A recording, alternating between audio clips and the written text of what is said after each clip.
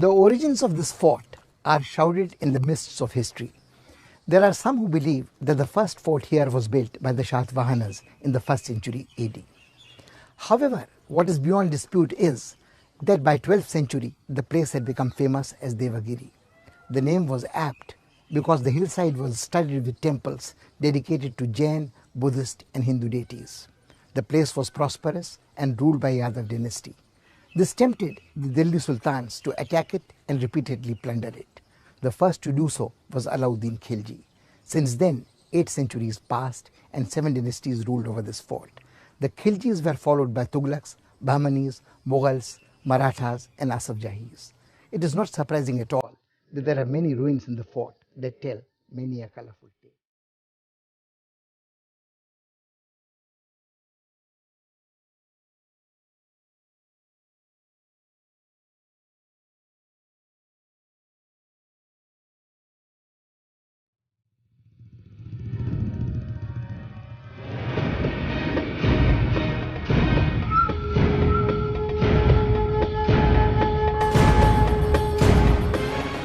The famous fort, earlier known as Devagiri, stands close to Aurangabad in Maharashtra. From a distance, it appears as a huge pagoda carved out of hard rock, covered with a green carpet of moss. Various structures in its compound have been built at different times and seem to mount a fascinating exhibition of architectural styles.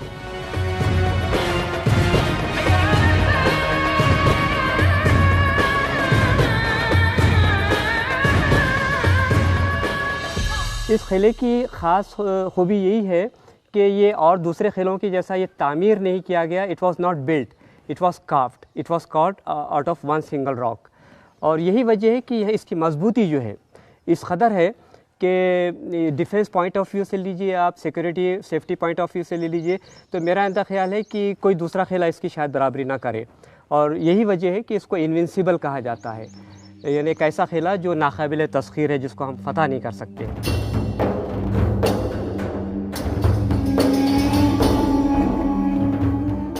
This fort has withstood many assaults in its long life spanning 15 centuries. Battles fought here have more than once changed the course of Indian history.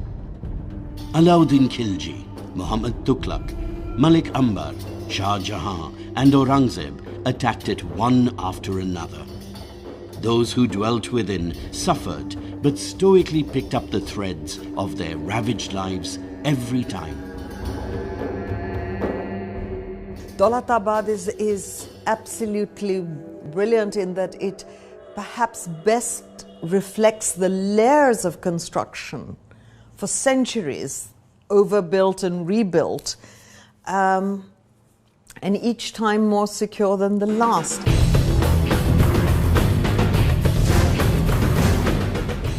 The fort was built in several stages across centuries and has many layers, like the ramparts, commissioned by different rulers who commanded control. There are 4 rows of ramparts, and the outermost of these, with a thick wall, was built by Malik Ambar. Small narrow gates are located strategically to facilitate entry and exit. The pathways are sharply angled to slow down enemy forces. An old painting depicts the ingenious design of this fort.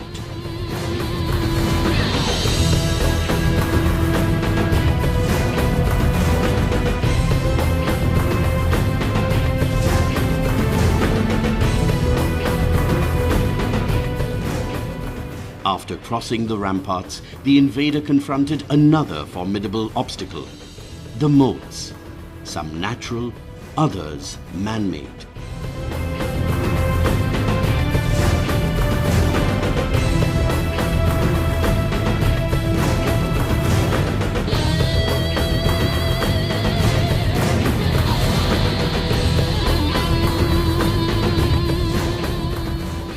You just imagine this entire fort as only conical, huge, isolated hill. There is no hill around it, although it's a range of mountains here. But this particular piece they have chosen, right from selection of the site, they are so choosy and careful. So it's a fort, so criteria is about it has to work as a perfect apparatus of the safety and the military.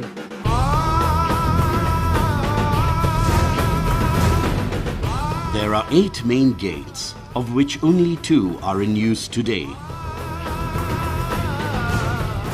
A narrow, confusing passage weaves its way through the maze of real and fake entrances. Towers overlooking the route added to the protective armor. Well-armed soldiers deployed there could easily target the invaders.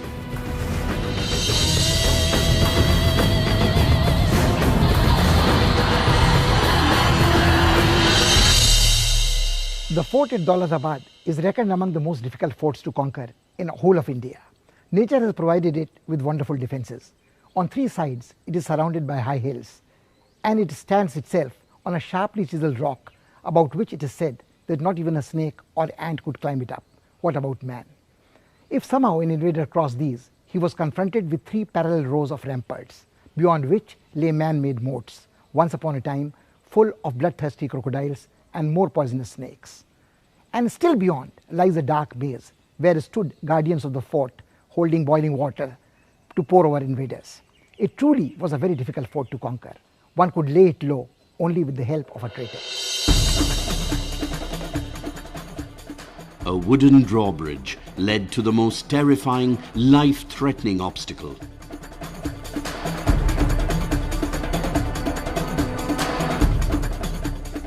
An underground tunnel named Andhari was excavated through hard rock to provide a pitch-dark passage.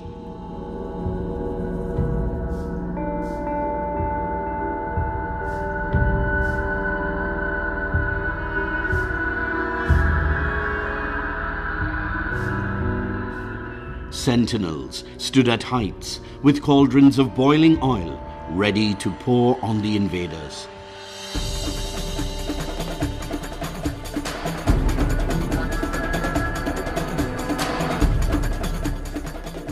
Today, the visitors negotiate this stretch with the aid of torches. There are many false passages leading to blind alleyways or to a fatal fall in the moat.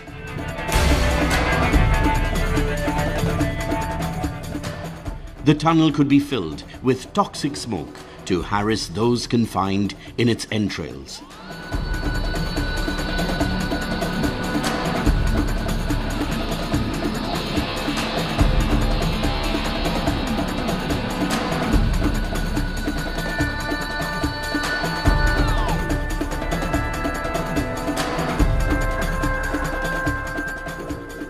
The passage opened at the other end on the rooftop, where the exit point was sealed with a strong iron lid.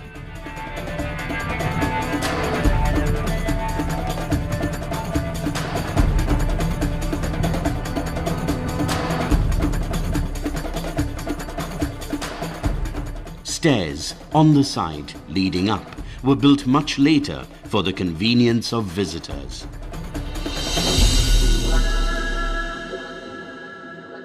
हम 800 साल पुरानी चीज़ देख रहे हैं और ये वाकई दिमाग को पागल करने वाली चीज़ है। आर्किटेक्ट के तौर पे मैं तो कभी कभी पागल हो जाता हूँ ये जब देखता हूँ तो। सवेरे अलग दिखती है, दोपहर में अलग दिखेगी, शाम को अलग दिखेगी।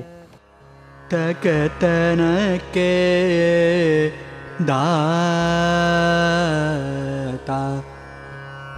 तुम हो दक्कन के सार्वभौम सुखदाता भाग्य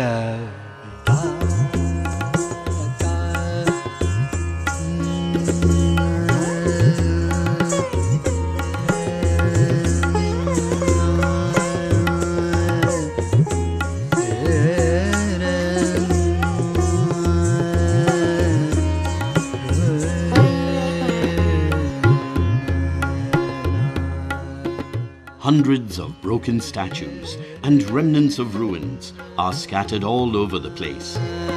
They bear witness to the immensely rich cultural heritage and glorious history of Devgiri and Daultabad.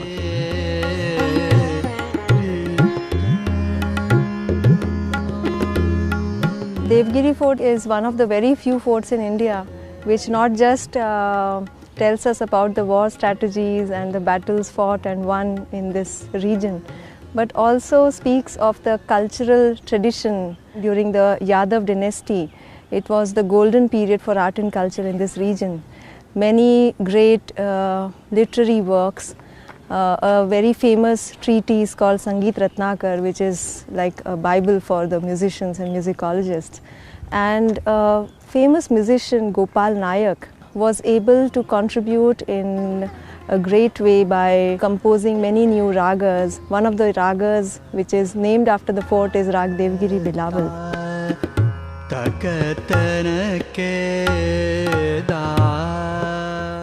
There is an old Jain temple in the precincts that has a courtyard divided into 25 galleries by ornate pillars.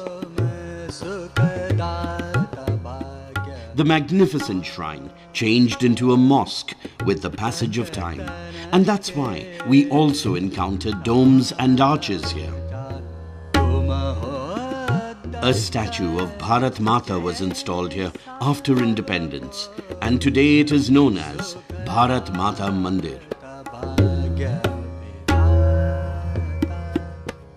At the foot of the hill, a number of caves have been cut into the rock face. These provided shelter for Buddhist and Jain monks. This monastic vihar underlines the irony of how the message of peace resonated in the shadow of war here. Very few people recollect that this place has served once as the capital of the country. It was Muhammad bin Tughluq who issued a diktat that the entire population of Delhi be transferred to Devgiri, and it was he who named this place Daulatabad. To accomplish this task, a road was built over 1,000 kilometers long, and for months the people of Delhi suffered on this trail. Tughlaq was forced to move back his capital to Delhi after 17 years. But while he lived here and this place served as the capital of the country, life here was colorful and prosperous. We get an interesting account of those days in the travelogue of Ibn Battuta.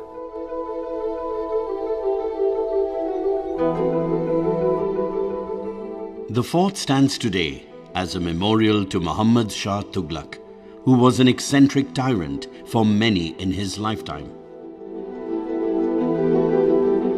You see that there are in history mad dreamers, and one of them was Tughlaq.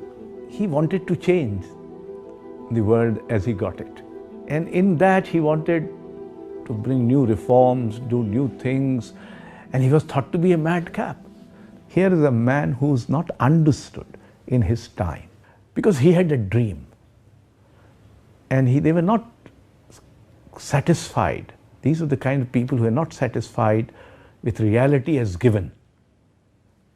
They wanted to change that reality to the extent they could. Sometimes they succeeded, sometimes they did not.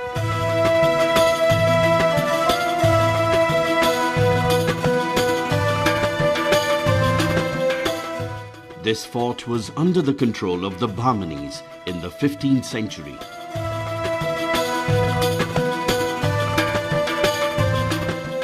It was a Bahmani Sultan who got the 65-meter tall Chand Minar constructed to celebrate the conquest of Gujarat.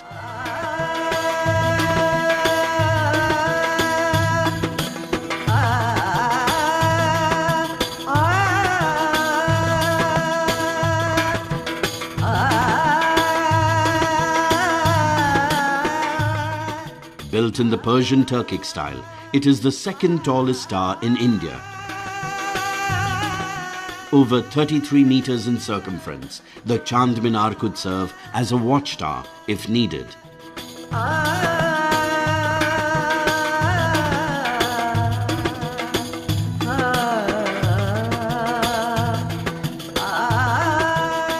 Different time slots in the history, same structure, same geographic locations, and you see the amalgamation of different styles and its impacts.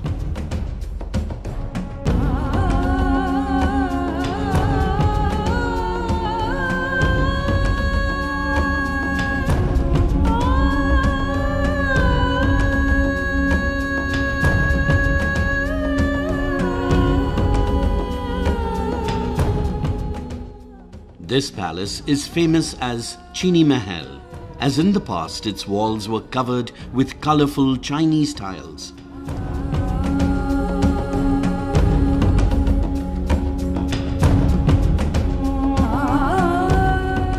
Tanna Shah, the last ruler of Golconda, was kept here as a prisoner by Mughal Emperor Aurangzeb.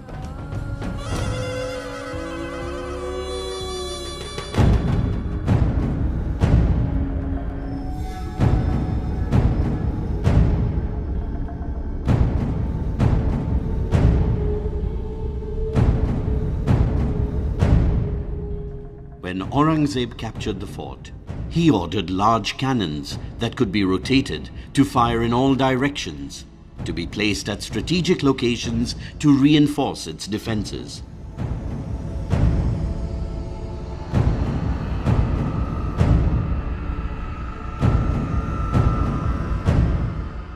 Daultabad was considered the gateway to the Deccan, and all the sultans of Delhi and Mughal emperors desired to occupy it. Aurangzeb spent a very large part of his life here.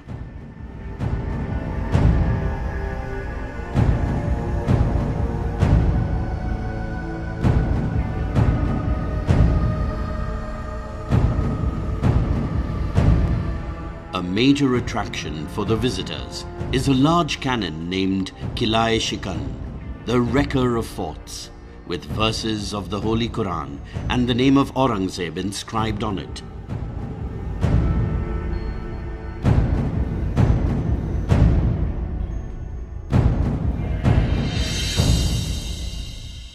The Mughal Emperor Aurangzeb had a very special relationship with the fort of Daulatabad. When a young prince, his father Shah Jahan, had appointed him the governor of Deccan, and it was he who conquered most of these territories for his father and for the Mughal Empire. It was Aurangzeb once again who got this great cannon put here on this tower named Qilai-e-Shikan. The name of the cannon was itself enough to strike terror in the hearts of the enemies. Aurangzeb fell in love with this place and wished to be buried here when his time came. And close by in Daultabad is his tomb, a very plain tomb of a great emperor, keeping his memory alive. Mughal Emperor Aurangzeb was buried here according to his last wish. The beautiful marble screen that surrounds the Spartan tomb was added years later by Lord Curzon. You go to Aligarh Muslim Library, and on the manuscript section you have a copy of Quran which was personally, the copying was done by Aurangzeb in his own handwriting. As you know, Aurangzeb did not take any money from the state exchequer. He used to tailor these caps and things and earn money and lived a very, very austere life. The point is that although they were Muslims, although they were outsiders, although they came from a different religion, although they had a zeal to win, and perhaps sometimes even a zeal to win even if it is done through a lot of killing. But they interestingly also played a role in unifying the totally disparate elements of Indian polity, to bring them together in some ways and to hold them on together in some ways. Aurangzeb tried to weave India into one political and cultural unit during his long stay in Daultabad. बड़े बड़े scholars यहाँ पर आए थे, बड़े बड़े travellers यहाँ पर आए थे, पोएट्स यहाँ पर आए थे, और उन्होंने इसकी शान में कई बातें लिखी है, कई क़सीदे लिखे हैं, मसनवियाँ लिखी है। हज़रत अमीर खुसरो यहाँ आए थे मुबारक शाह खिलजी के दौर में, ऐसा कहा जाता है कि उनके साथ ही वो यहाँ पर आए थे, और यहाँ का किला और यहाँ की बस्ती देख के वो बहुत मुतासिर हुए, और उन्होंने यहाँ की सीनरीज़, यहाँ के मंज़र देखकर इसको जो है जन्नत कहा था, कि और उन्होंने ये बात भी कही थी कि यहाँ की हवा जो है आबो हवा या मसीहा है और यहाँ का पानी आब Khizar.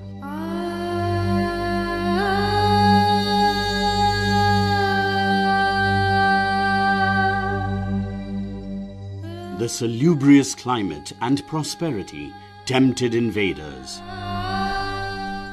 According to historians, Alauddin Khalji plundered from this place a booty of 600 mons of gold, 700 mons of pearls, 2 mons of diamonds, and precious gems. This wealth allowed him to tilt the scales in his favor and capture the throne of Delhi.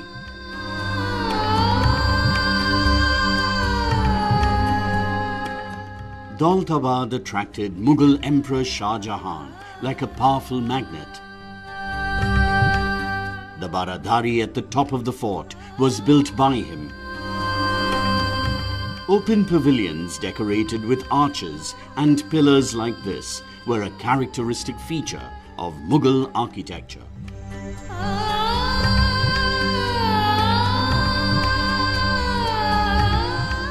Whether you are a student of architecture or you are a design student, for every class of the society, this particular work caters to some kind of a visual feast, you know, everybody is satisfied. It's like a cross section of those 800 years. You see different styles, so beautiful. It's like a jungle. जंगल में कैसे एक पेड़ नीम का होगा, एक किसी आम का होगा, एक किसी चीज़ का होगा, but by and large jungle looks so beautiful for a common man. वो ऐसा ही है. It's a jungle of architectural styles.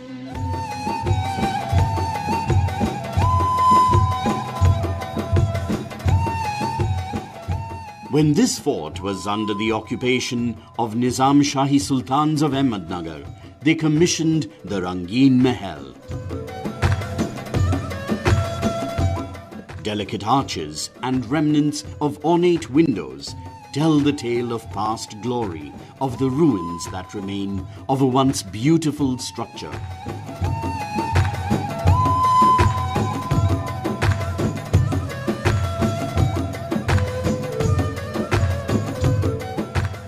An ambitious plan has been outlined for the conservation and restoration of the Daulatabad Fort.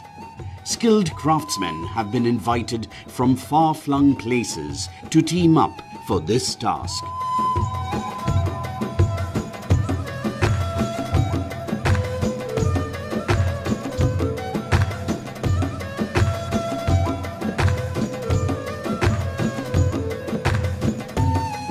I believe that government cannot do everything. NGOs have a role to play in this. And unless citizens, common citizens associate with these monuments and do something for them, they also chip in, these monuments are not going to be part of our children's lives.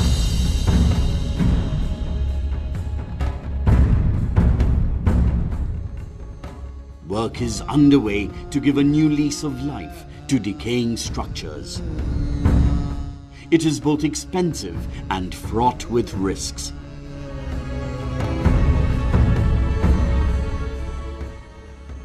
Memories associated with this fort are not restricted to battles, victories, and defeats.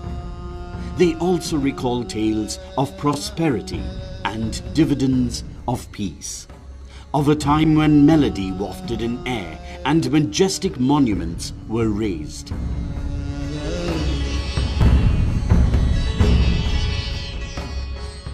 This fort is a priceless national heritage, and to protect it is a duty we can't shirk.